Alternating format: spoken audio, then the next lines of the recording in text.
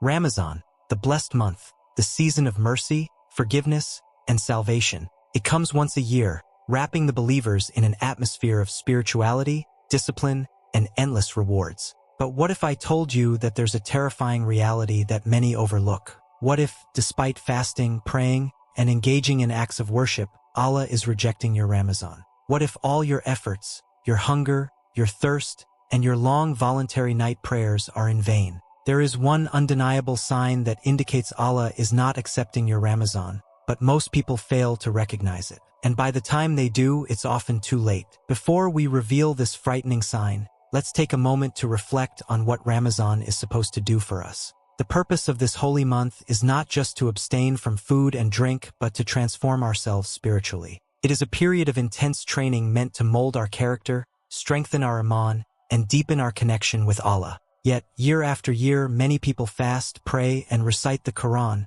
only to return to their old ways the moment Ramadan ends. This is where the warning signs begin to appear. Look around. How many people have you seen who appear religious in Ramadan but return to heedlessness after Eid? The mosques overflow during this blessed month, but as soon as it departs, they are empty once again. People raise their hands in desperate dua, shedding tears in the last 10 nights, but weeks later, they return to their sins as if nothing ever changed. Why does this happen? Why do so many feel spiritually high in Ramadan but spiritually bankrupt afterward? The answer lies in one terrifying truth. If your worship in Ramadan does not change you after Ramadan, it was never accepted. The biggest sign that Allah is rejecting your Ramadan is when you return to your sins without remorse. This is a clear indication that your fasting was nothing more than hunger and thirst, your prayers were empty rituals, and your recitation of the Quran did not penetrate your heart. If Ramadan was truly accepted, it would leave a lasting impact on your life. Let's take a real-life example.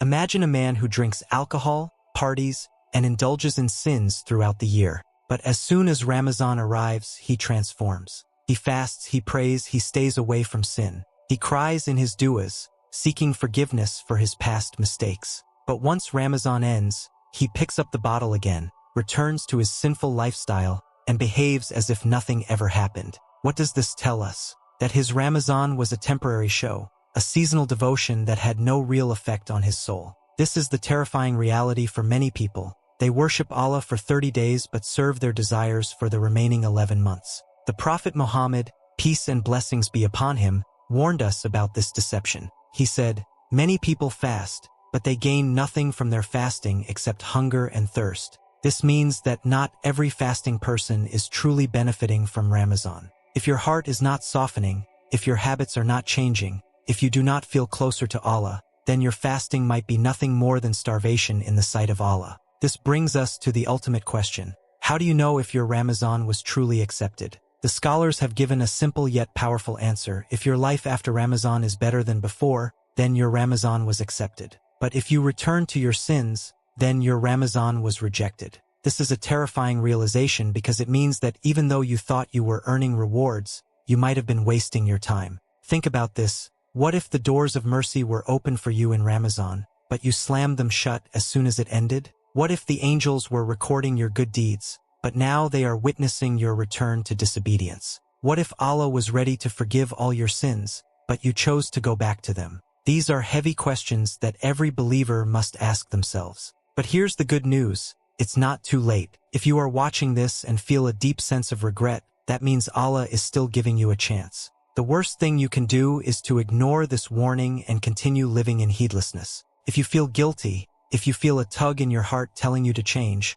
then know that this is a sign that Allah wants to guide you. Use this moment to make a sincere intention that this Ramadan will not be like the previous ones. How can you ensure that your Ramadan is accepted? The first step is to break the cycle of seasonal worship. Your devotion to Allah should not be limited to 1 month. It should extend throughout your life. Start small. If you developed a habit of praying 5 times a day in Ramadan, continue it. If you stayed away from music, haram relationships, and bad company, don't return to them. If you made the Quran a daily part of your life, keep it that way. The key is consistency. Allah loves deeds that are small but consistent more than deeds that are huge but temporary. Another crucial step is to seek forgiveness for your past Ramazans. If you realize that you have been among those whose Ramadan was rejected, turn to Allah now. Make sincere dua, asking him to accept your efforts and to allow you to experience a truly transformative Ramadan. Remember, Allah's mercy is greater than any sin,